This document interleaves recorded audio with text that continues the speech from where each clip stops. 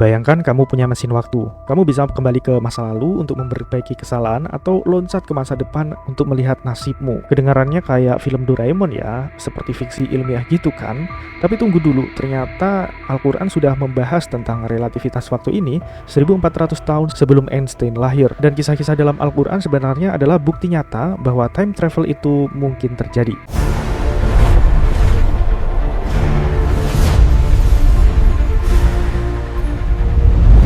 Jadi di video kita kali ini, kita akan membongkar misteri terbesar alam semesta, yaitu waktu.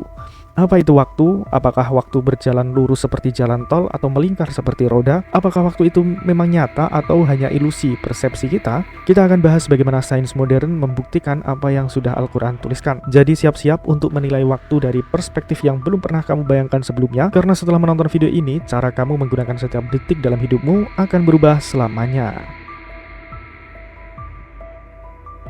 Apa sebenarnya waktu itu? Selama berabad-abad, Isaac Newton percaya bahwa waktu itu absolut, seperti sungai yang mengalir dengan kecepatan sama untuk semua orang. Dimanapun kamu berada, 1 detik di Jakarta sama dengan 1 detik di bulan. Jadi sederhana kan? Namun pada tahun 1905, Albert Einstein menghancurkan konsep ini dengan teori relativitas khusus. Einstein membuktikan waktu itu relatif. Waktu bisa melambat atau mempercepat tergantung seberapa cepat kamu bergerak dan seberapa kuat gravitasi di tempatmu. Contoh nyata, astronot di International Space Station yang mengorbit bumi dengan kecepatan 28.000 km per jam menua lebih lambat daripada kita yang ada di bumi. Bedanya memang kecil sih, cuma sekitar 0,007 detik per 6 bulan.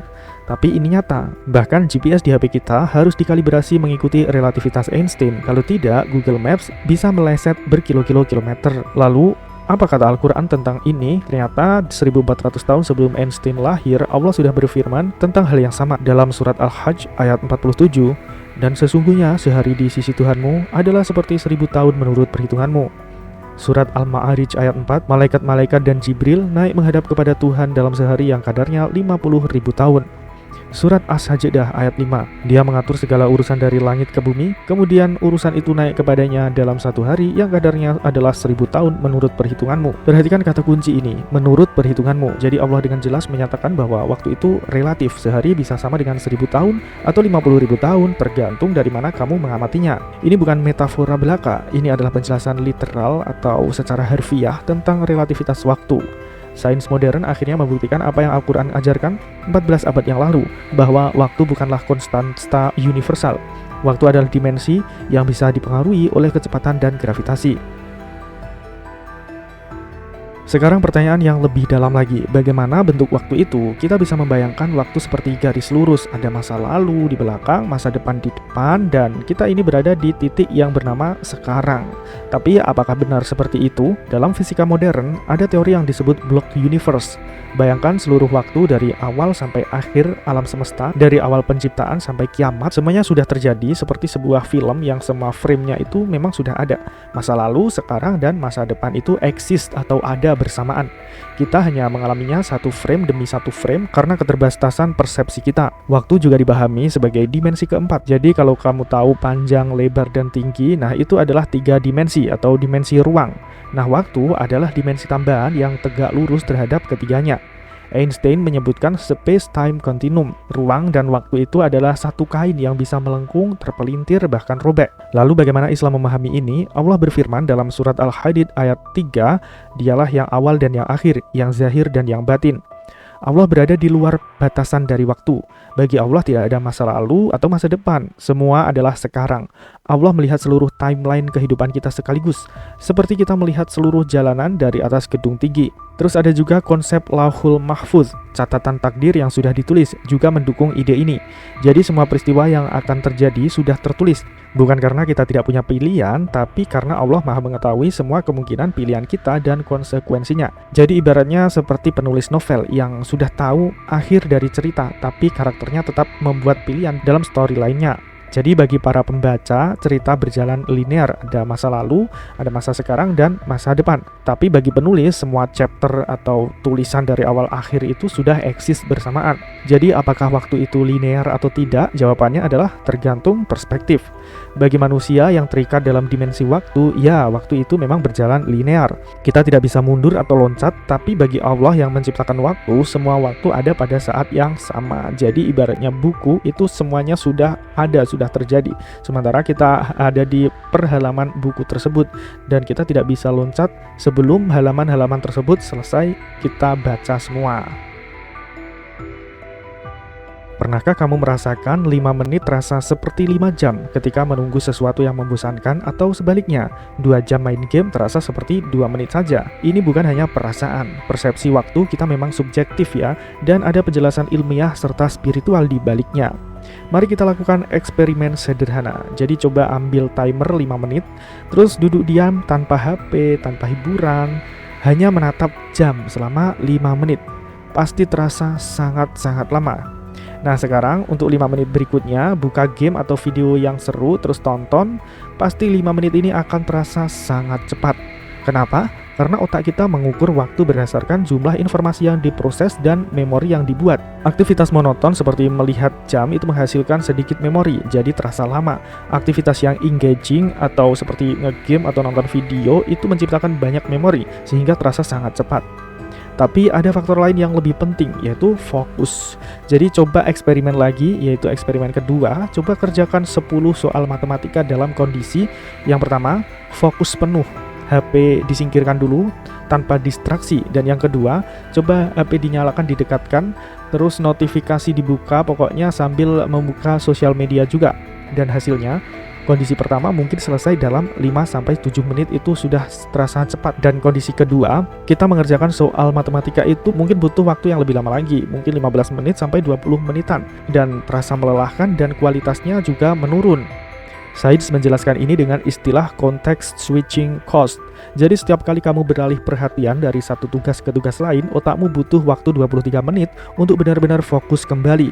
Jadi multitasking itu adalah ilusi produktivitas. Yang terjadi adalah kamu mengerjakan banyak hal dengan setengah-setengah. Sementara Islam mengajarkan konsep yang sama jauh sebelum neurosains membuktikannya, yaitu barokah waktu. Rasulullah SAW bersabda, pekerjaan yang paling dicintai Allah adalah yang dilakukan dengan konsisten meskipun sedikit. Jadi apakah waktu itu absolut atau relatif? Jadi objektif atau subjektif? Jawabannya adalah keduanya. Waktu secara fisik adalah relatif, bergantung pada kecepatan dan gravitasi. Waktu secara perseptual adalah subjektif, bergantung pada kesadaran dan fokus kita. Dan di atas segalanya, waktu adalah ciptaan Allah yang Dia kuasai sepenuhnya. Pertanyaan sebenarnya bukan apa itu waktu, tapi bagaimana kita menggunakan waktu yang kita punya. Kita semua sebenarnya adalah time traveler. Setiap detik kita bergerak ke masa depan dengan kecepatan 1 detik per detik. Tapi pertanyaannya, bisakah kita bergerak lebih cepat? Bisakah kita melompat ke masa depan, katakanlah 10 tahun kemudian, 100 tahun kemudian, atau bahkan ribuan tahun ke depan? Jawabannya menurut sains adalah ya, sangat mungkin. Dan ini bukan fiksi ilmiah, ini adalah konsekuensi langsung dari teori relativitas Einstein yang sudah terbukti berkali-kali. Metode pertama adalah dengan kecepatan tinggi. Semakin kamu cepat bergerak mendekati kecepatan cahaya, semakin lambat waktu berjalan dibanding dengan orang yang diam. Ini disebut dengan time dilation. Bayangkan kamu naik pesawat luar angkasa dengan kecepatan 99,9% dari kecepatan cahaya. Kamu traveling selama 1 tahun menurut jammu, tapi ketika kamu kembali ke bumi, ternyata sudah lewat 22 tahun. Ini bukan teori kosong dan buktinya sudah ada, sudah nyata. Jadi ada partikel subatomik yang disebut muon, terbentuk di atmosfer atas bumi. Dengan kecepatan normalnya, muon seharusnya hancur sebelum sampai ke permukaan bumi karena masa hidupnya sangat singkat. Tapi karena muon ini bergerak dengan kecepatan mendekati cahaya, waktu bagi muon melambat sehingga ia bisa sampai ke bumi, dan ini sudah diukur dan dibuktikan. Metode kedua adalah gravitasi ekstrim. Semakin kuat gravitasi, semakin lambat waktu berjalan. Di dekat black hole, gravitasi sangat kuat sehingga waktu melambat drastis. Jika semua berada di dekat event horizon black hole selama 1 jam, mungkin sudah ribuan tahun berlalu di bumi. Film Interstellar menggambarkan ini dengan akurat. 1 jam di planet Miller yang dekat dengan black hole sama dengan 7 tahun di bumi. Metode ketiga adalah suspended animation atau hibernasi. Ini lebih sederhana, jadi kamu membukukan tubuhmu, proses biologis berhenti, dan ketika kamu bangun, dunia sudah berubah. Secara teknis, kamu tidak bergerak melalui waktu lebih cepat, tapi kamu tidak menua sementara dunia terus berjalan. Sekarang yang menakjubkan, Islam sudah memberi bukti bahwa time travel ke masa depan itu nyata 1400 tahun yang lalu. Jadi ada kisah Ashabul Kahfi. Allah berfirman dalam surat Al-Kahfi ayat 9 hingga 26 bahwa sekelompok pemuda yang beriman melarikan diri dari penindasan raja yang zolim. Mereka berlindung di sebuah gua, lalu Allah menidurkan mereka. Berapa lama? 309 tahun menurut perhitungan lunar atau 300 tahun menurut perhitungan solar atau matahari. Nah, ketika mereka terbangun, mereka bertanya satu sama lain, berapa lama kita tidur? Mereka menjawab, sehari atau sebagian hari. Mereka benar-benar tidak tahu dan tidak merasakan waktu telah berlalu. Tubuh mereka tidak menua, makanan mereka masih segar, tapi ketika salah satu dari mereka pergi ke kota untuk membeli makanan, ia menemukan bahwa kota sudah berubah total, bahasa berubah, mata uang berubah, bahkan raja sudah berganti berkali-kali. Ini adalah time travel sempurna ke masa depan. Mereka melompat 300 tahun tanpa menua sedetik pun. Dari perspektif sains, ini seperti kombinasi suspended animation dan time dilation ekstrim yang hanya bisa dilakukan oleh Allah Subhanahu wa Ta'ala. Ada juga nih kisah Isra Mi'raj yang lebih spektakuler. Rasulullah SAW melakukan perjalanan dari Masjidil Haram di Mekah ke Masjidil Aqsa di Palestina. Kemudian naik ke Sidratul Muntaha melewati 7 langit. Jarak yang ditempuh secara astronomi adalah jutaan tahun cahaya, tapi waktu yang berlalu di bumi hampir 0.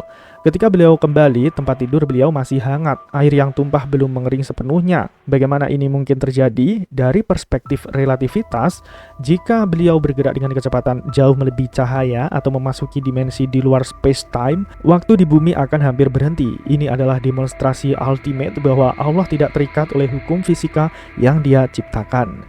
Jadi perjalanan ke masa depan itu mungkin? Iya, sangat mungkin. Sains sudah membuktikan, secara teori juga ada, tapi memang butuh teknologi yang belum kita miliki. Sementara Islam juga sudah menyebutkan dalam Al-Quran sebagai mukjizat yang menunjukkan kekuasaan Allah atas waktu. Nah, kalau ke masa depan itu mungkin, tapi pertanyaan berikutnya, bagaimana perjalanan ke masa lalu? Ternyata ini lebih rumit, dan ini merupakan impian terbesar dari time traveler. Jadi bayangkan kamu bisa kembali ke masa lalu dan memperbaiki semua kesalahan-kesalahan atau mencegah tragedi sebelum terjadi. Kedengarannya sih sangat luar biasa kan? Tapi ternyata sains punya masalah besar dengan konsep ini. Bukan karena tidak ada solusi matematisnya, tapi karena ini menciptakan paradoks yang menghancurkan logika sebab akibat. Jadi pertama ada yang namanya grandfather paradox. Jadi bayangkan kamu kembali ke masa lalu dan secara tidak sengaja menyebabkan kakekmu meninggal dunia sebelum ayahmu lahir. Akibatnya ayahmu tidak lahir dan berakhir kamu tidak lahir. Tapi kalau kamu tidak lahir, bagaimana kamu bisa kembali ke masa lalu untuk membunuh kakekmu? Nah, ini adalah kontradiksi yang tidak bisa diselesaikan. Kedua ada bootstrap paradox. Bayangkan kamu kembali ke masa lalu dan memberikan rumus E sama dengan MC kuadrat kepada Einstein muda. Einstein kemudian mempublikasikannya. Di masa depan kamu belajar rumus itu dari buku Einstein, lalu kembali ke masa lalu dan memberikannya lagi. Jadi pertanyaannya, siapa yang benar-benar menciptakan rumus itu? Rumus ini tidak punya sumber asal. Ini seperti pertanyaan, lebih dulu mana ayam dan telur? Tapi ini jauh lebih rumit, kayak di filmnya Doraemon gitu. Dari sisi fisika, ada beberapa konsep teoritis untuk time travel ke masa lalu. Yang paling terkenal adalah wormhole atau Einstein-Rosen bridge. Ini adalah jembatan yang menghubungkan dua titik berbeda dalam space-time. Secara teori, jika kamu bisa menciptakan wormhole dan memanipulasinya dengan benar, satu ujung bisa mengarah ke masa lalu. Tapi masalahnya, wormhole itu butuh sesuatu yang disebut exotic matter dengan energi negatif untuk menjaga agar tetap terbuka. Dan sejauh ini, exotic matter itu belum pernah ditemukan dan mungkin tidak eksis sama sekali. Ada juga konsep closed time-like curves, solusi matematis dari persamaan relativitas yang memungkinkan jalur melingkar dalam space-time. Tapi ini hanya eksis secara matematis, bukan secara praktis. Dan yang lebih fundamental itu adalah perjalanan ke masa lalu itu melanggar hukum kausalitas. Jadi sebab itu harus selalu mendahului akibat. Ada sebab, ada akibat. Nah, jika kamu bisa kembali ke masa lalu, kamu itu harus menyebabkan akibat sebelum adanya sebab. Dan ini secara logika tidak masuk akal ya, dan melanggar hukum fisika juga. Ada juga arrow of time atau panah waktu yang ditentukan oleh hukum termodinamika kedua. Entropi atau tingkat kekacauan itu selalu naik. Jadi kamu bisa menghancurkan gelas, tapi gelas yang hancur tidak bisa tiba-tiba utuh kembali dengan sendirinya. Ini menunjukkan bahwa waktu itu punya arah dan arahnya hanya maju. Beberapa fisikawan mengusulkan multiverse sebagai solusi. Jika kamu kembali ke masa lalu dan mengubah sesuatu, kamu tidak mengubah masa lalumu, tapi menciptakan timeline paralel. Tapi ini masih sangat spekulatif dan tidak ada bukti sama sekali. Sekarang, bagaimana Islam memandang perjalanan ke masa lalu? Al-Quran tidak pernah menceritakan kisah seseorang yang kembali ke masa lalu, tapi ada kisah yang sering disalahpahami sebagai time travel ke masa lalu, yaitu kisah Nabi Uzair. Dalam surat Al-Baqarah ayat 259, Allah menceritakan tentang seseorang yang melewati sebuah negeri yang hancur. Ia bertanya, bagaimana Allah menghidupkan ini setelah kehancurannya? Allah kemudian mematikannya selama 100 tahun, lalu menghidupkannya kembali. Allah bertanya, berapa lama kamu tinggal di sini? Ia menjawab, sehari atau sebagian hari. Allah berkata, bahkan kamu tinggal 100 tahun. Yang menarik, makanan dan minumannya tidak berubah, tapi keledainya sudah menjadi tulang belulang. Ini bukan time travel ke masa lalu, ini adalah demonstrasi bahwa Allah bisa menghentikan waktu untuk satu objek, sementara waktu terus berjalan untuk objek yang lain. Dua laju waktu yang berbeda dalam satu lokasi, persis seperti time dilation dalam relativitas. Ketika Uzair dihidupkan kembali, ia tidak kembali ke masa lalunya, ia justru loncat ke masa depan, seperti kisah Ashabul Kahfi. Bedanya kalau Ashabul Kahfi itu tidur, sementara Uzair itu benar-benar mati dan dihidupkan kembali. Jadi mengapa time travel ke masa lalu itu sangat problematik? Ya karena akan menghancurkan takdir. Allah sudah menetapkan semua peristiwa dalam Lauhul Mahfuz. Jika manusia bisa kembali ke masa lalu dan mengubah masa lalu itu, takdir akan chaos. Tapi bukan berarti Allah tidak bisa melakukannya ya. Allah Maha Kuasa atas segala sesuatu termasuk waktu. Tapi dia memilih untuk menjaga konsistensi hukum sebab akibat dalam alam semesta yang dia ciptakan. Ada hikmah di balik ini. Masa lalu adalah pembelajaran, masa depan adalah kesempatan, sekarang adalah anugerah. Kita diberi free will untuk memilih masa depan kita, bukan untuk mengubah masa lalu kita. Penyesalan atas masa lalu adalah ujian untuk taubat dan menjadi lebih baik di hari ini. Rasulullah SAW bersabda, sesungguhnya amal perbuatan itu tergantung niatnya, dan setiap orang akan mendapat apa yang ia niatkan. Ini mengajarkan kita untuk fokus pada apa yang bisa kita kontrol sekarang saat ini, bukan menyesali apa yang sudah lewat atau mengkhawatirkan apa yang belum terjadi. Jadi, apakah time travel itu mungkin? Jawabannya memang agak kompleks ya. Time travel ke masa depan itu mungkin banget secara sains dan sudah terjadi dalam Islam melalui mukjizat juga.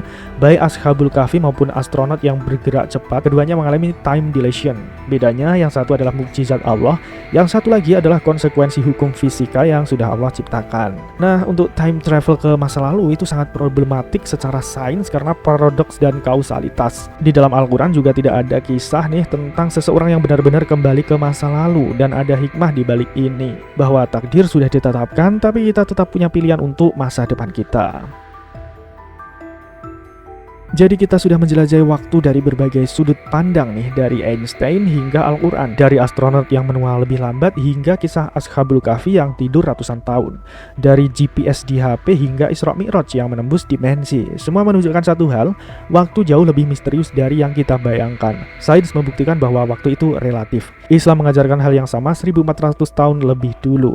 Perjalanan ke masa depan mungkin terjadi, baik secara mukjizat maupun konsekuensi fisika. Tapi perjalanan ke masa lalu itu tetap tertutup, mungkin karena ada hikmah yang lebih besar.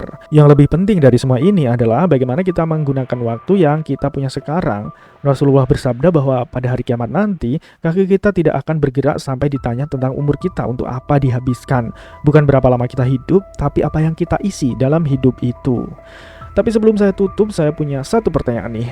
Jika Allah sudah tahu semua yang akan terjadi, apakah kita benar-benar punya kehendak bebas? Sebenarnya jawabannya ada di video ini ya. Tapi coba tulis pendapat kalian di komentar. Terima kasih. Wassalamualaikum warahmatullahi wabarakatuh.